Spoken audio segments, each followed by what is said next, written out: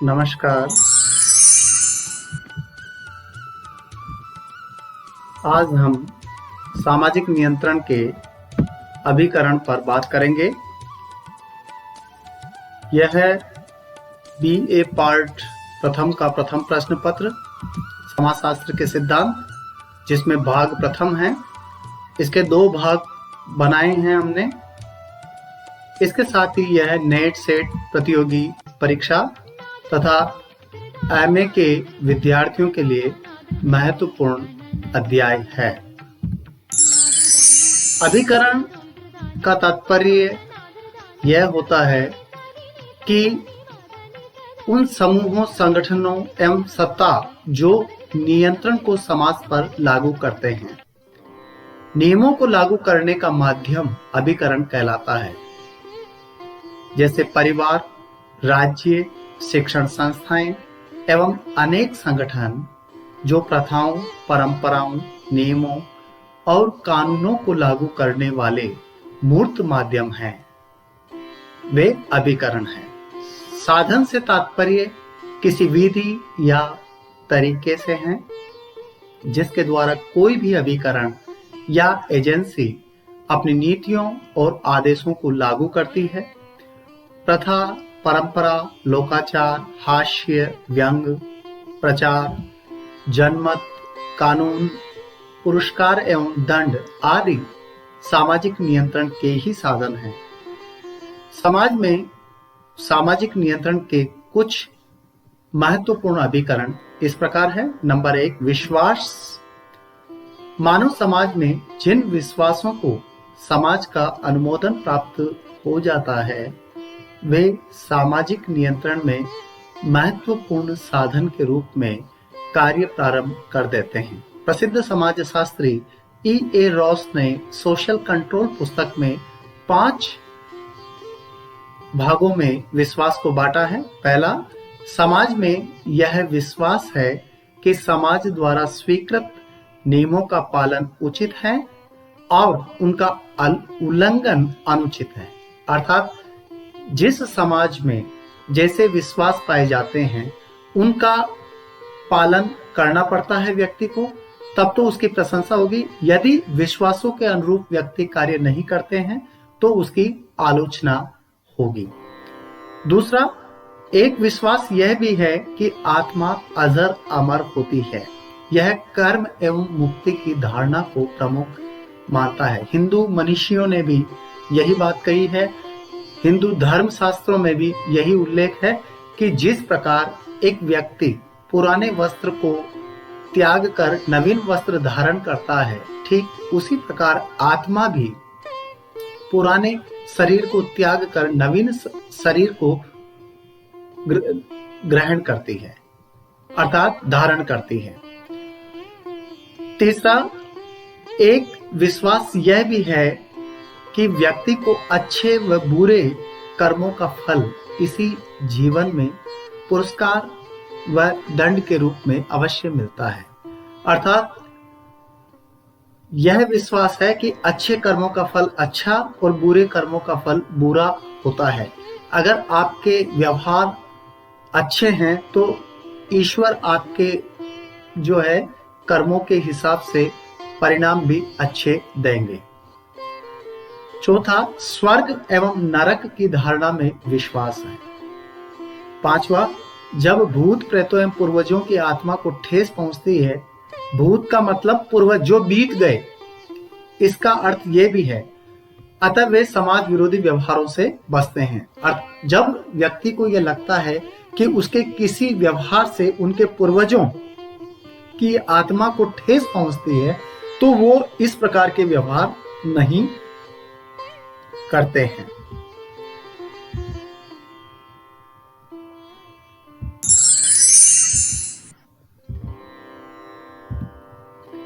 दूसरा, सामाजिक सुझाव। यह अदृश्य, चेतन एवं अतार्किक रूप से व्यक्ति के व्यवहार को प्रभावित करता है। ये सुझाव अनेक तरीके से दिए जा सकते हैं।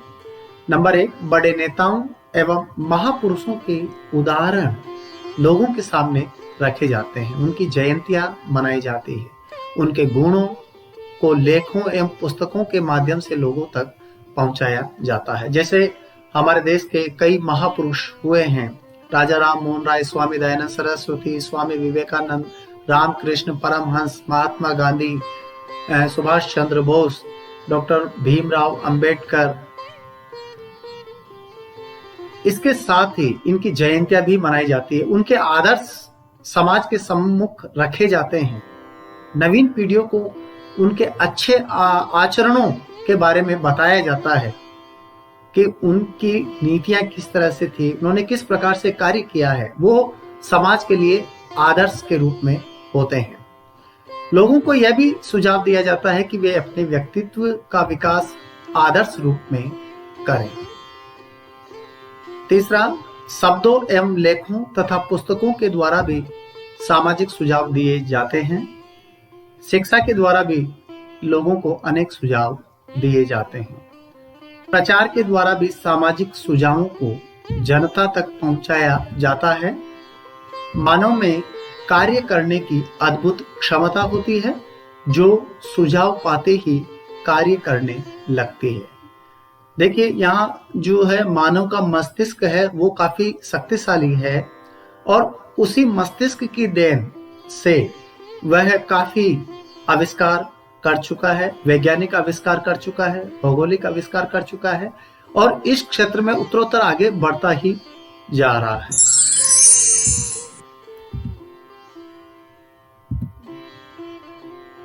सामाजिक आदर्श। सामाजिक आदर्श भी समाज में नियंत्रण रखते हैं। लेनिन और स्टालिन ने रूस के लोगों के सामने समानता का आदर्श रखकर उन्हें इस उद्देश्य को प्राप्त करने के लिए उभारा। जर्मनी में हिटलर ने आपस में संघर्ष 3 विभिन्न समूहों को यह नारा देकर कि जर्मन प्रजाति ही विश्व की सर्वश्रेष्ठ प्रजाति है, उन्हें इस नारे से एकता के सूत्र में पिरोया। भारत में महात्मा गांधी ने लोगों को अंग्रेजों के विरुद्ध संगठित करने के लिए अंग्रेजों भारत छोड़ो का नारा दिया, जिसने अंग्रेजों को भारत से भागने पर विवश कर दिया। सामाजिक आदर्शों के द्वारा लोग अपने भाषाई, क्षेत्रीयता एवं जातीय भेदभाव को भुलाकर एकता के सूत्र में बंध जाते हैं। संस्कार।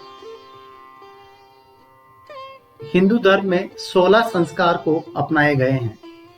मानव अपने जन्म से लेकर मृत्यु तक अनेक संस्कारों का निर्वाह करता है। संस्कार व्यक्ति को किसी कार्य को एक निश्चित विधि से करने को प्रेरित करते हैं, जो कि समाज द्वारा स्वीकृत होते हैं। एक विशिष्ट विधि को समाज के लोगों द्वारा प्रयोग में लाना सामाजिक नियंत्रण का सूचक है। हिंदू लोग जन्म, विवाह, मृत्यु आदि से संबंधित अनेक संस्कारों को संपन्न करते हैं। कला। कला में व्यक्तियों की भावनाओं के माध्यम से नियंत्रण रखा जाता है। कला में चित्रकला, नृत्य कला, संगीत, कविता, साहित्य, मूर्ति कला आदि सभी को सम्मिलित करते हैं। कला सामूहिक प्रतिनिधान भी है। राष्ट्रीय गीत को देश के सभी लोग आचार, श्रद्धा एवं अनुशासन के साथ गाते हैं। कला का संबंध मानव की भावनाओं से है। बोगार्ड्स ने लिखा है कि कला केवल उपदेश नहीं देती, वरन उसके कुछ कार्यों को प्रोत्साहन देकर अथवा कुछ क्षेत्रों में व्यक्ति को हतोत्साहित करके उसके व्यवहारों पर नियंत्रण करती है। कला की यदि बात की जाए तो निश्चित रूप से चित्रकला व्यक्ति के व्यक्तित्व का विकास भी करती है, व्यक्ति को सोचने के लिए मजबूर कर देती है। नृत्य व्यक्ति में उत्साह, उमंग भर देता है। संगीत से भी, जहां तक संगीत की बात करें तो लता मंगेशकर ने ए मेरे वतन के लोगों जो गाना गाया था, उस समय तत्कालीन प्रधानमंत्री जवाहरलाल नेहरू की आंखों में आंसू छलक गए। इसके अतिरिक्त जितने भी सैनिक थे उनमें एक जोश और उमंग भर गया। तो संगीत का भी व्यक्ति के जीवन पर प्रभाव पड़ता है और ये नियंत्रित करता है। मूर्ति कला की बात करें, स्थापत्य कला की बात करें तो खजुराहो अजंता एलोरा की गुफाओं में जो है मूर्तिकला एक अद्भुत नमूना है। छठी बात, नेता। नेतृत्व एवं नेता के अनेक प्रकार हो सकते हैं। राजनीतिक, सामाजिक, धार्मिक, सैनिक, परंपरावादी, चमत्कारिक एवं प्रजातंत्रवादी सभी नेता समाज में किसी न किसी रूप में नियंत्रण बनाए रखते हैं। नेता लोग अपने आचरण, चरित्र, आदर्श, बुद्धि, परिश्रम एवं सूझबूझ से लोगों के व्यवहार को एक निश्चित दिशा प्रदान करते हैं। हिटलर, मुसोलिनी, गांधी, नेहरू, सुभाष चंद्र बोस, भगत सिंह, चंद्रशेखर, बाबा साहब भीमराव अंबेडकर आदि नेताओं ने क्रांति एवं शांति के समय लोगों को नेतृत्व प्रदान किया। गिलिन ने लिखा है कि सामाजिक नियंत्रण का पहला चरण शायद प्रभावशाली व्यक्तियों द्वारा ही उठाया गया है। नेतृत्व और अधीनता पशु जीवन में भी देखने को मिलता है। महापुरुष सदैव समाज में अपनी भूमिका अदा करता आ रहा है। यद्यपि आधुनिक प्रजातंत्र ने उसे सेना के निर्देशक के स्थान पर उद्योग, कला, शिक्षा तथा विज्ञान के निर्देशक का नया रूप प्रदान किया है।